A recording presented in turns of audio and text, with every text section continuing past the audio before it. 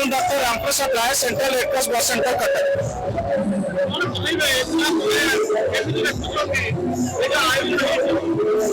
ଆଜି ମୁଁ ଏତିକି କହିବାକୁ ଚାହିଁବି ବହୁତ ପର୍ବପର୍ବାଣୀ ବହୁତ ମେଳା ଏବଂ ବହୁତ ମହୋତ୍ସବ ଆମେ ବୁଲିଛୁ ଏଇ ବ୍ଲଡ୍ କ୍ୟାମ୍ପ ମାଧ୍ୟମରେ। ଆମେ ଅଲ୍ ଓଭର ଓଡ଼ିଶା ଭିତରେ ବହୁତ କ୍ୟାମ୍ପ ବୁଲିଛୁ, ବହୁତ ମେଳା ଦେଖିଛୁ, କିନ୍ତୁ ଏସବୁରୁ ଏଇ ଯୋଉ ପ୍ରୟାସ କରିଛନ୍ତି ଏଇ ଯୋଉ ମଧୁ ଜୟନ୍ତୀ ଉପଲକ୍ଷେ ଯୋଉ ଗୋପୀନାଥପୁରର ଏଇ ଯୋଉ ମିଳିତ ଉଦ୍ୟମରେ ଏମାନେ ଯୋଉ ପ୍ରୟାସ କରିଛନ୍ତି ଇଏ ବହୁତ ଉଚ୍ଚ କୋଟିରେ କରିଛନ୍ତି।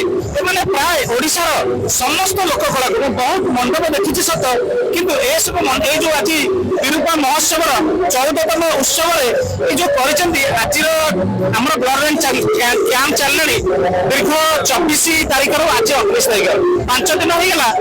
ଆମର ଯେତିକି ଆମେ ବାଲିଯାତ୍ରାରେ ମଧ୍ୟ କଲେକ୍ସନ କରୁ ସବୁଠି କରୁ, କିନ୍ତୁ ଏ ଯାତ୍ରାରେ କଲେକ୍ସନ ନିଆରା ଏବଂ ବହୁତ ପ୍ରୟାସ ରଖିଛନ୍ତି। ଭଗବାନ ଏମିତି କରନ୍ତୁ ବିରୂପା ମହୋତ୍ସବକୁ ଆହୁରି ଆଗକୁ ନେଇଯାଆନ୍ତୁ ଏବଂ ଯୋଉ ଲୋକ ସଂଖ୍ୟା ବଢୁଛନ୍ତି ଜୀବନ ବଞ୍ଚିବା ପାଇଁ ଥାଲାସେମିଆ ପେସେଣ୍ଟ ରକ୍ତ କର୍କଟ ରୋଗୀମାନଙ୍କ ପାଇଁ ବ୍ଲଡ୍ ଯୁବ ଗୋଷ୍ଠୀ ମାନେ ଆଗେଇ ଆସନ୍ତୁ ଏବଂ ଖୁସିରେ ବ୍ଲଡ୍ ଦାନ କରନ୍ତୁ। ଯୁବପିଢି ମାନଙ୍କୁ ଏତିକି ଆହ୍ୱାନ ଦେବାକୁ ଚାହୁଁଛି 18 ବର୍ଷ ଯୋଉମାନଙ୍କୁ ହେଇଯାଉଛି ସେମାନେ ବ୍ଲଡ୍ ଦିଅନ୍ତୁ, କିଛି ଡରନ୍ତୁ ନାହିଁ। ବ୍ଲଡ୍ ଦେଲେ ତୁମର ଏ ଦେଶର ନାଗରିକ 18 ବର୍ଷ ତୁମର ବ୍ଲଡ୍ ଦେଲେ ଉପକାରିତା ହଉଛି ବ୍ରେନ୍ ଷ୍ଟ୍ରୋକ୍, ହାର୍ଟ ଷ୍ଟ୍ରୋକ୍। ଜୟ ଜଗନ୍ନାଥ।